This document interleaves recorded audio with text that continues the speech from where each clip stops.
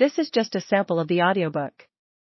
To get the complete audiobook, access the link posted in the first comment. Military occupation. On the Korean Peninsula, in China and Taiwan, questions arising from the conflict remain unresolved.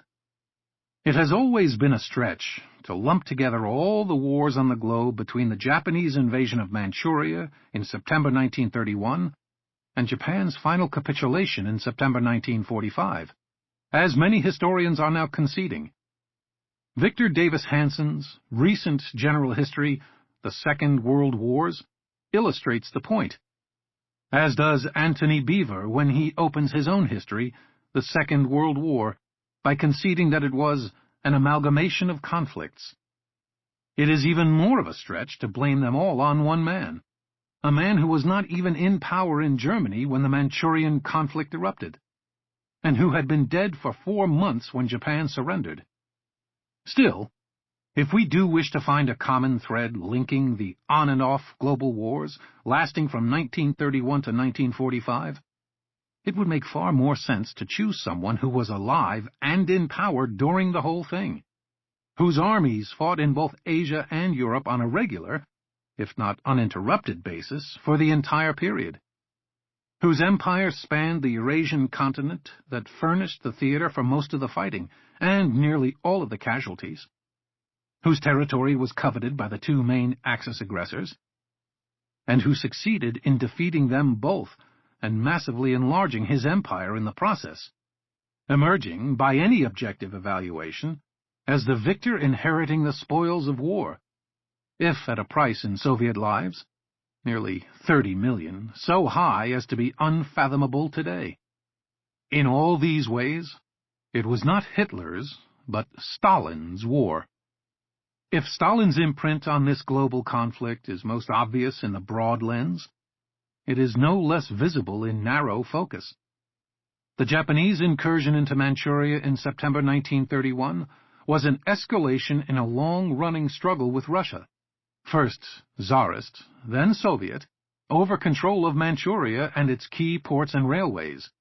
Stalin had deployed 100,000 troops in Manchuria as recently as 1929 to secure the main railway lines, and would maintain troops on and sometimes inside the borders of occupied Japanese Manchukuo, all the way until August 1945, when Soviet troops invaded Manchuria and expelled Japan for good.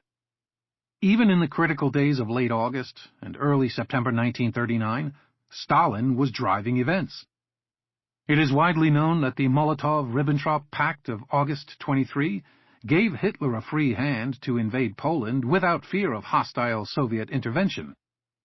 It is less commonly known that the Germans were expecting the Red Army to invade Poland simultaneously to claim Stalin's share of the country, or that Stalin's share was larger than the Germans. Instead, Stalin waited until Poland's armies had been destroyed before authorizing the Red Army to move in, even then denying that the USSR was at war with Poland to escape the odium of being Hitler's co-belligerent. Nor was the resulting partition of Poland Hitler's idea. It was Stalin's, floated as a trial balloon in 1938 to lure Germany to the negotiating table. The European war that broke out in September 1939, pitting Britain, France, and Poland against Germany, with the USSR claiming to be neutral, did not have Hitler's planned or desired lineup of belligerents. He had sincerely believed that France and Britain would back down, as they had done when he had confronted them over Czechoslovakia.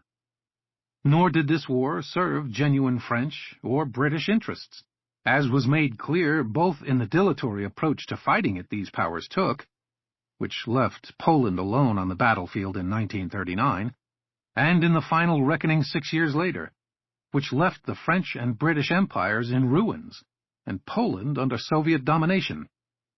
But it was precisely the war Stalin wanted, even if, owing to German operational élan and Western ineptitude, it did not turn into an indecisive war of attrition, bleeding both sides equally, as in 1914 through 1918, that the Soviet dictator would have preferred to see.